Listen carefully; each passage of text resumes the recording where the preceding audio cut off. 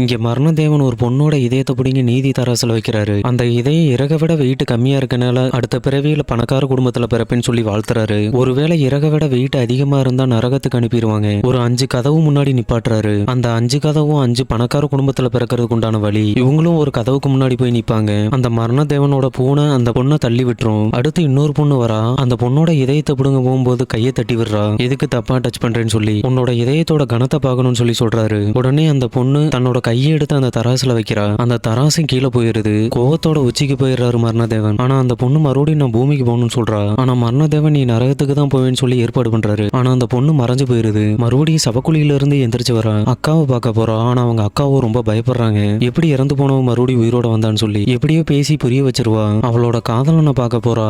ஆனா போற வழியில மரணதேவன் மறுபடியும் வந்துருவாரு. அவள்கிட்ட ஒரு தங்க காயின் இருக்கும். அதனாலதான் பூமிக்கு வந்திருப்பா. அவ கடைசியா ஒரு ஆசை கேட்கறா. என்னோட காதலனை மட்டும் பார்த்துட்டு வந்துறேன்னு சொல்லி அவரும் அனுமதி கொடுத்துருவாரு. இந்த பொண்ணோட காதலனும் ஜெயில இருந்து வந்தவன். அவன் ஜெயில இருக்கும்போது இந்த பொண்ணு பல பேத்தோட தொடர்புல இருந்திருக்கும். இந்த பொண்ணு லவ் சொல்லியும் அவன் கண்டுக்காம போயிருவான். இவளோட கடைசி ஆசையும் முடிஞ்சிருது.